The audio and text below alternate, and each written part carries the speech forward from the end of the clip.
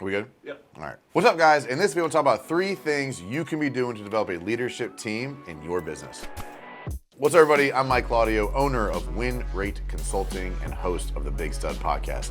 Look, developing leadership within your organization is the only way you get out and actually get to enjoy your time, enjoy the money, and feel like you're not stuck in place. I was talking to a client today actually about how he felt like he was kind of in quicksand because these little tasks kept pulling him back in. He wasn't able to get out and become the visionary and start to lead his company. He was too busy as chief technician, right? He was getting pulled into all the little monotonous details.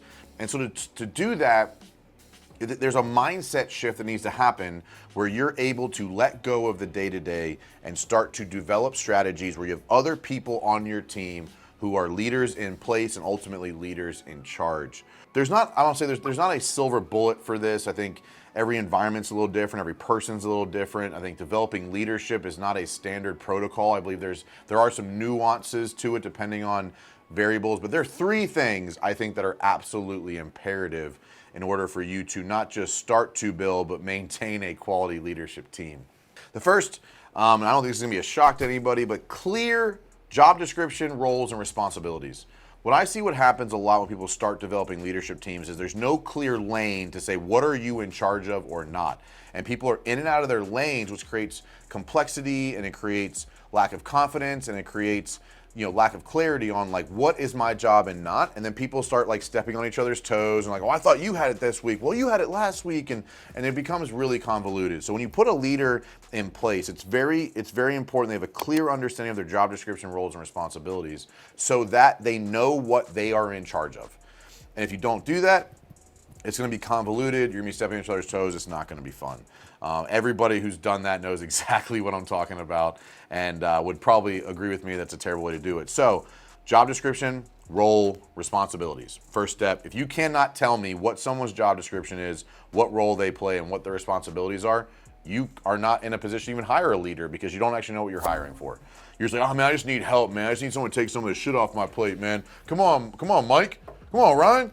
Dude, you look cool, man. Like, we drink beer together. Let's go. You can be a leader on my team. That's not how it works. It's never worked that way.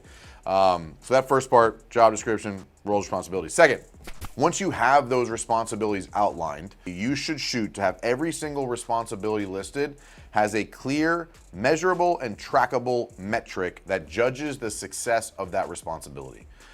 It could be days on site, a number of proposals sent.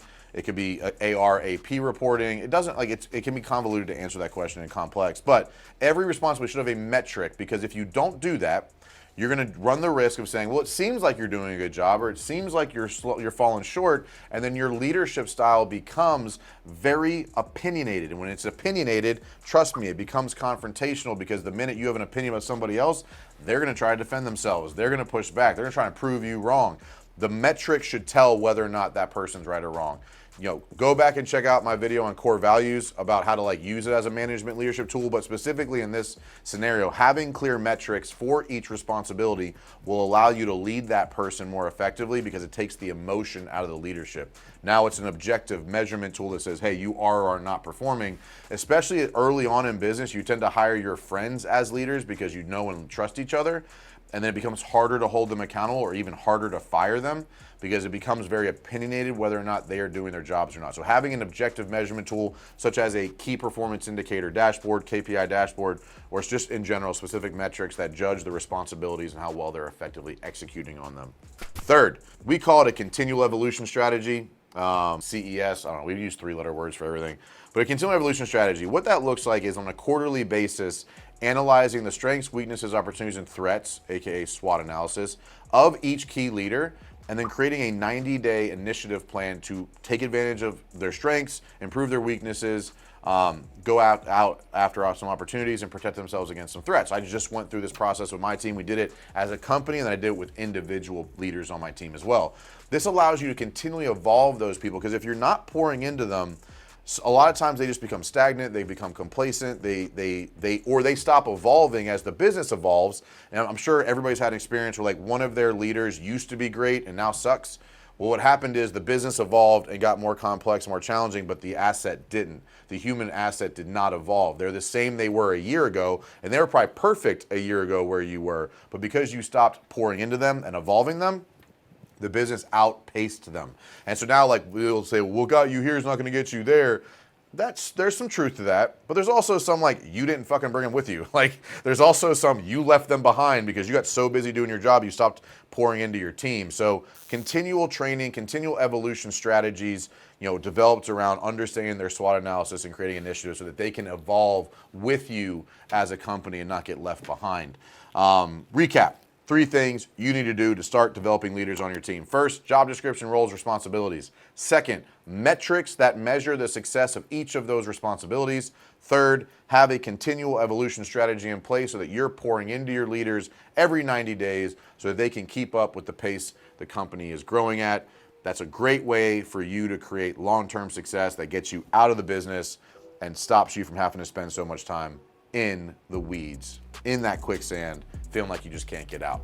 If you have questions on that, feel free to reach out. Check out WinRateConsulting.com if you have more questions about how to bring a coach into your ecosystem. We've built a whole new frequently asked question page, and we have some client success stories on the website now as well.